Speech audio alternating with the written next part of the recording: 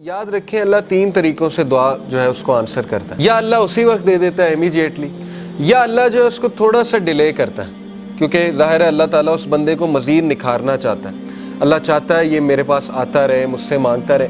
یا اللہ اس کو اس کا رد بدل ایسا دے دیتا ہے کہ اس کو سکون آ جاتا ہے. اللہ تعالیٰ سے جب مانگنا ہے تو تگڑا بن کے مانگنا ہے، اتنا توکل، اتنا بلیف ہونا چاہیے. یہی تو مومن کی مثال ہے. مشرک کی مثال کیوں اللہ نے کہا ضعیف ہے مانگنے والا؟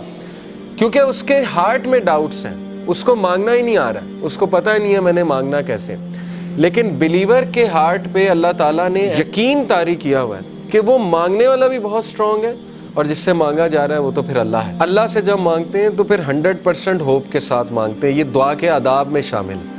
اللہ کے نبی صلی اللہ علیہ وسلم نے فرمایا تمہاری دعا تب تک قبول ہوتی رہے گی جب تک تم یقین سے مانگو گے. جیسے اس میں تھوڑا سا ڈاؤٹ آ گیا، جیسے اس میں یہ بات آ گئی کہ پتہ نہیں اللہ کرے گا نہیں کرے گا، تو وہ دعا پھر فالٹی دعا ہے، اس میں پھر کمی ہے. اس دعا میں اس میں پھر بہت زیادہ یقین آنے کی ضرورت ہے. تو اس لیے ان چیزوں پہ ورک کرنا چاہیے. دیکھیں ویلیو ایڈڈ چیزیں یہی ہے کہ اپنا یقین بڑھاؤ، اپنا توکل بڑھاؤ. یہ ہمارے کلچر میں ایک بات بڑی ہے نا کہ واسطہ دیتے ہیں، وہ کسی ولی کا واسطہ دیتے ہیں. اللہ کو نمبر 1 اپنے نیک اعمال کا واسطہ دے سکتے ہیں. جیسے وہ واقعہ ہے کہ 3 لوگ غار میں تھے، پتھر سامنے آ گیا، سٹک ہو گئے، نکلنے کا چانس ہی کوئی نہیں. اللہ نے پتھر ہٹا دیا. ایک نے کہا اللہ میرے ماں باپ سو گئے تھے، میں دودھ کا گلاس لے کے کھڑا رہا، تجھے راضی کرنے کے لیے کہ اٹھیں گے تو میں پلا دوں گا، تو میں ساری رات کھڑا رہا، اگر تجھے یہ عمل پسند آیا تو اس کو پیچھے ہٹا دے. اللہ نے پیچھے ہٹا دیا تھوڑا سا.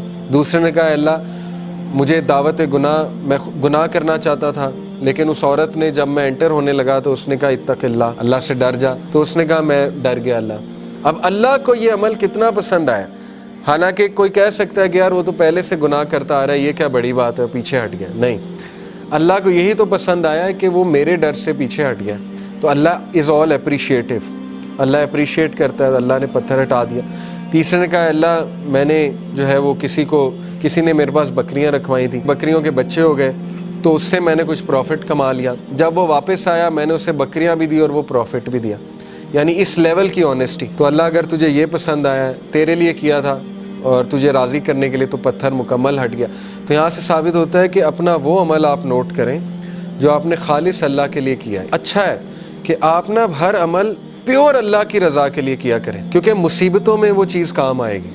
ٹھیک ہے نا، جب آپ پہ مشکل وقت آئیں گے تو آپ وہ کوٹ کر سکتے ہیں. اس میں کوئی پرائیڈ نہیں ہے کوٹ کرنے میں، بلکہ تو اچھی بات ہے کہ اب آپ اپنا ہر عمل میک شور کریں گے کہ وہ اللہ کی رضا کے لیے ہو، خالصتاً میں اللہ کو راضی کرنے کے لیے کروں. اور یہ کہ اللہ کے ایٹریبیوٹ سے اسے پکارا جا سکتا ہے، اللہ کو اس کے ناموں کا واسطہ دیا جا سکتا ہے. اے اللہ تو الجبار ہے، تو الفتاح ہے. الفتاح کون ہوتا ہے؟ راستے کھولنے والا. جب سارے راستے بند ہیں تو اللہ الفتاح ہے. تو یہ ہے اصل میں دعا کرنے کا طریقہ اور دعا کرنے کا ادب.